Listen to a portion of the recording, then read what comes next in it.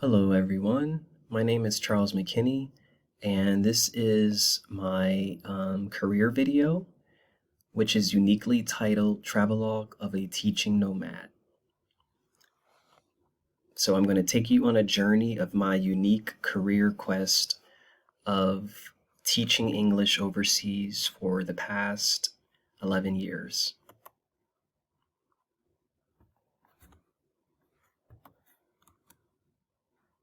So this is the agenda for this presentation.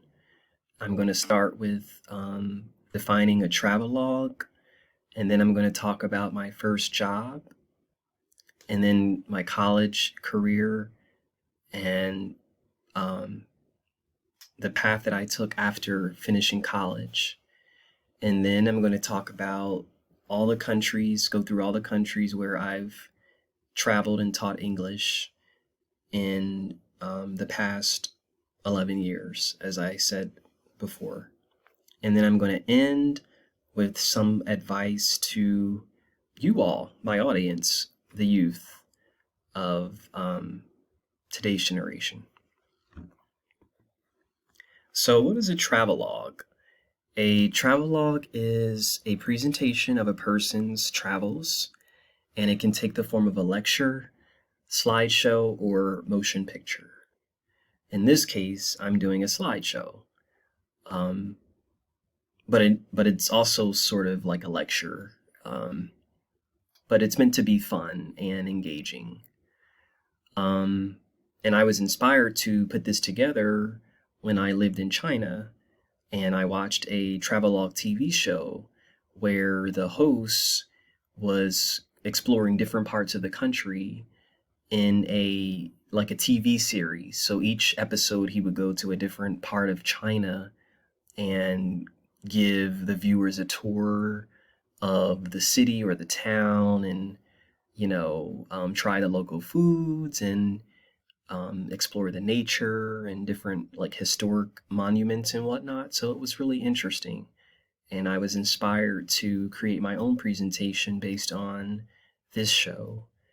And so I have an example of a travelogue here in this YouTube video link, but I'm not going to play it because I want to keep this presentation short and not too long. So when I was in high school, I got my first job. I was a rising sophomore in high school, 14 years old, and I started working at a florist, and I was a custodian, where I worked about 3 days a week after school for about 2 to 3 hours. And it was a good experience. It taught me responsibility, and I learned how to write checks and balance a checkbook. I opened my first savings account, and it was a really good experience. And then in college, I studied international business foreign language. Spanish and Mandarin Chinese were the languages that I took. However, I never studied abroad, which is something that I regret looking back on my college career.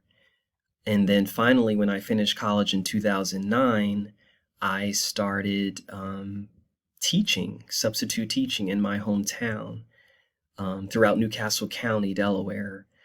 And I didn't plan on doing that, but it was something that I chose to do while I was looking for what I really wanted to do, which was enter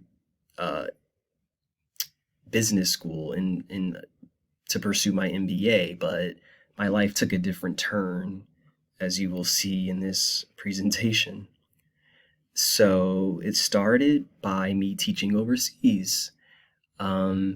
I was contacted by a recruiter one day while I was teaching, substitute teaching, that year, to go teach English in Korea through this program, this EPIC program. And that's what I did. I applied, and it all worked out. And so I started in September of 2010, and it was my first time ever going to live abroad, by myself. And I lived in a town called Andong, where I taught English at a vocational high school to students who were studying to be become farmers and florists or horticulturalists, and some was even planning to become chefs because the school had a culinary department as well. And so I taught English with two Korean co-teachers, which was a really, really great experience. And I got to see the country, I got to learn some of the language, and it was a really, really rewarding experience as a first time um, English teacher living abroad. So these are some fun facts about Korea. Korean is actually an easier language to learn when compared to Japanese and Chinese, right? Which are Korea's neighbors. They have a phonetic alphabet system, and it's quite easy to pick up once you learn the alphabet. So these are just some photos of my adventures during the weekends, which was really fun. I got to see a lot of the country and meet different foreigners, Canadians, British, Australian people who were also there teaching English. I got to see and explore a lot of the culture, which made my time that much more meaningful there. And this is the classroom where I taught English to my students. It was well resourced and probably the best classroom in the school. The government invested a lot of money into this classroom. So then I moved on to China from there, where I taught for 1 year. I taught in Korea for 1 year, and then I moved to China and taught there for 1 year. It was a very different experience living in a mega city like Beijing, which was a first for me. But it was a great opportunity for me to practice the Mandarin that I had studied in college, especially since I had a Chinese roommate who was a great resource for me, and it gave me the confidence to really use the language. So I also got to explore the country and meet different people and just soak in all the culture, the rich culture and history that characterizes China, also known as the Middle Kingdom. And I took a calligraphy class, which is what this picture depicts.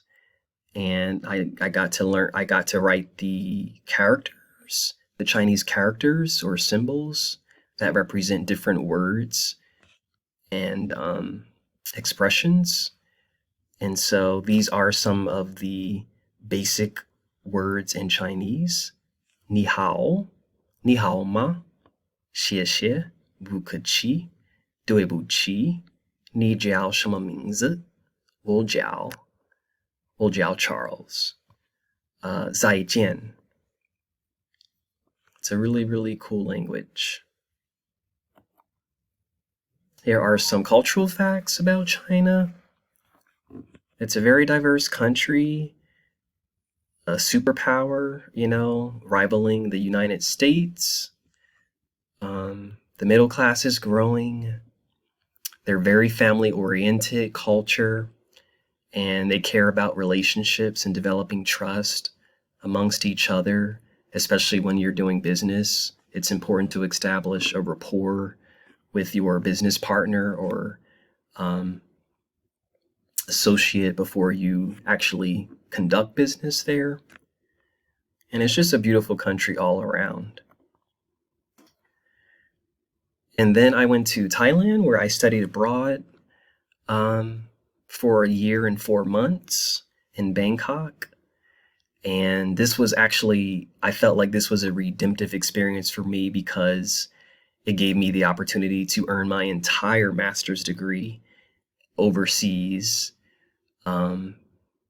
which I feel maybe could have compensated for me not studying abroad in college. And that was what appealed to me about going to Thailand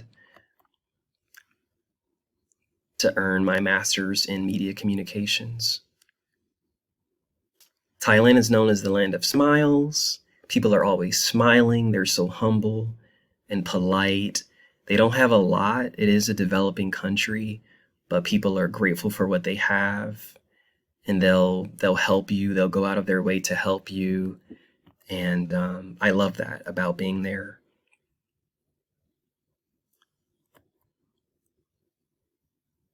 This is some of the Thai currency and a map of the country. It's a very warm and tropical climate. I used to have a travel blog. I started my first travel blog in Thailand on this Kiss from the World website. It's no longer active, unfortunately, but I was pretty consistent to write every week or every 2 weeks about my experiences there as a grad school student and just traveling and, just my different experiences that I had overall in East Asia, because I spent about 3 years, 3.5 years in East Asia between all these countries. I made some really great friends, and I also taught English part-time at a language school, international language school, which helped me earn some money as a student, a grad school student. So that was great. And then I spent 2 months in India. This was in 2014, several months after I graduated from grad school. And I also had an amazing time in India in a unique program where I learned about religious pluralism and poverty and land issues in northeastern India. I stayed with 2 host families and got to see more of those parts of the country, eastern India and northeastern India, Calcutta being the other place where I spent about a month, 6 weeks. Calcutta is where Mother Teresa lived and served the indigent.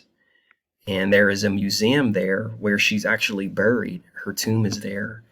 And that was a really powerful experience to go and see that and learn more about her life.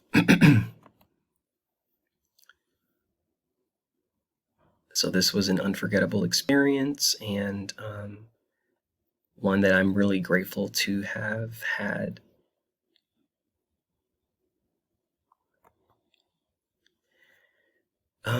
And then I joined the Peace Corps after that, a year later, where I served in Macedonia.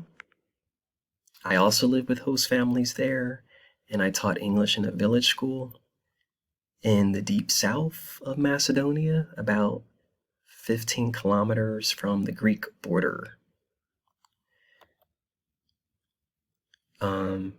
And then from there, I spent about 6 months in Rwanda, where I also taught English at a university. And I was involved in extracurricular activities with the students, and did some other secondary projects where I met other volunteers and really got to see more of the country and experience the unique culture of Rwanda. And then, after spending almost 3 years as a volunteer, I finally re-entered the workforce full-time, and I moved to the Middle East, where I started teaching in Saudi Arabia. I worked at a university for a year, and then I went to Kuwait and taught English literature and journalism for a year. And then I moved to Iraq, where I am currently based, where I've been based now for the past year, actually, working at a startup university, teaching English to young adults.